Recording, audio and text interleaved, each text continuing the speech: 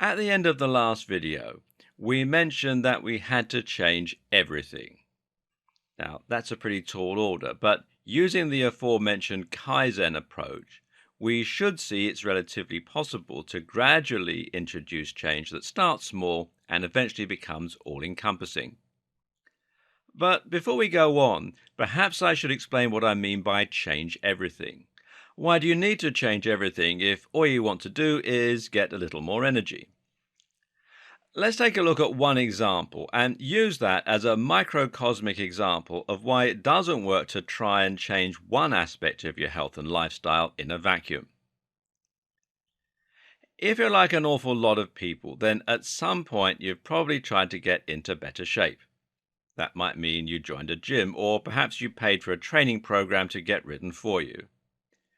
And if you're like an awful lot of people, you may have failed to stick at the training program or to see the results you wanted.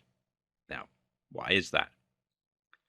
Probably it comes down to the simple fact that the training program was too ambitious. Very often, a training program will involve working out 3, 4, or 5 times a week at a gym. As a standard rule, workouts will be somewhere between 40 to 60 minutes. So that's immediately 4 to 5 hours of extra time that you need to take away from your current working week. Then there's the fact that you need to travel to and from the gym. And this can take anything from 10 minutes each way to 30 minutes.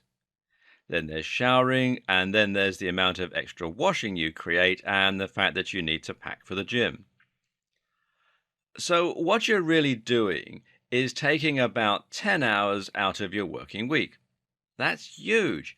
And more to the point, these are 10 exhausting hours. And that's before we've even considered the amount of work we're expected to do in the kitchen. We're supposed to be transforming our diets to be low calorie, meaning low energy, and we're supposed to shop for the food, cook the food, wash up afterwards. You know how it goes. And it's all stressful too. Cooking can be stressful, and so can spending all that extra money on the gym, the food, on the gas. It's just too much. Then there's a good chance that the very reason you're not exercising and getting enough activity right now is because you're too tired half the time. This is why so many of us let ourselves get into bad shape to begin with, and it's why we turn to junk food, and it's why we struggle to stick to new goals. In short, we're already doing as much as we can. So again, the problem here is energy.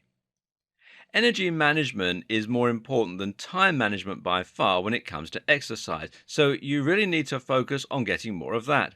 So next, let's look at what's sapping energy in your life. For many of us, diet comes into play here, and eating lots of junk food can certainly prevent us from feeling our very best and healthiest, so that needs to be changed. More important though is work. If you're coming home from work stressed, then you're going to have very little energy for throwing yourself into a workout. Likewise, stress from other sources, such as your finances or relationships, can also have a negative impact on your ability to train, so you need to fix that too. There are practical considerations too, like finances. As I was saying, staying in shape can be expensive, and like space if you're training at home, which is a good shout for most people. Even if you're not training from home, having a tidy flat stroke house to come home to can make all the difference in terms of your energy and how you feel. And it means you have one less thing to do at the end of the day, tidying up in this case. Likewise, looking good will fill you with energy and confidence too, which will translate into a better mood and more energy to attack the workouts. A lot of energy is linked with mood, as we'll see later. Then, of course, those other things come into play: time, motivation, and the right program.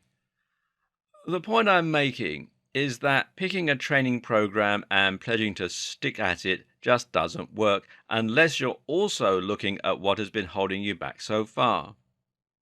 Right now, you probably fill your time with activity as much as you can and then crash on the sofa because you're out of steam. If you had the energy to work out, you'd already be working out. You're not, because you don't. So don't come up with an unrealistic 5-day workout plan until you've looked at the rest of your life. including your physical energy, happiness, and mental discipline. You have to change everything if you want to get into great shape. And as you'll see, this makes changes in the rest of your life. Working out will give you more energy. And when you get more energy, you'll find you start to perform better at work. This will be helped by the fact that you now look and feel more confident and attractive filling out that suit or pencil skirt with a more toned physique. Working less means you have more energy to train. Training means you have more energy to do better at work. And these kinds of two-way relationships exist throughout your entire lifestyle. Your lifestyle is self-sustaining, and everything you do is supporting that lifestyle and making it harder for you to change. So, where can you possibly start? As mentioned, one of the key things to think about is energy management and planning. Just knowing that you have a finite amount of energy throughout the day and making decisions on that basis. And this brings us to our first super important tip. If you're going to introduce something big into your life, then you need to remove something else. This sounds like a big deal, and many of us will be resistant to it at first, but it's also true. If you're going to try and exert yourself for 30 minutes after work every day, then you need to find a way to save 30 minutes of both time and energy. Getting up 30 minutes earlier will give you more time, but perhaps going to bed 1 hour earlier the night before can give you some more of the energy. Or perhaps you just make the decision to save energy by going out a little less. If you have a weekly pub trip, then consider cutting that out, especially as alcohol will sap your energy in the long term. If you have a very busy social calendar, perhaps consider seeing one friend less. Now, that sounds harsh, but life is all about making tough decisions. Or maybe you'd rather cut out one of your more tiring hobbies or extracurricular activities. Again, it's hard and it seems cold, but the simple fact of the matter is that every action needs an equal and opposite reaction. You can't pull extra time out of thin air.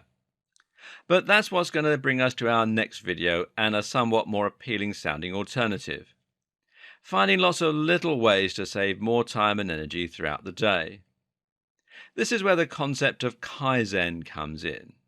If you can save a little energy on the way to work, save a little energy in the morning, save a little energy doing the dishes, well, you might just have a bit more to spend doing the things you love and the things that are important to you.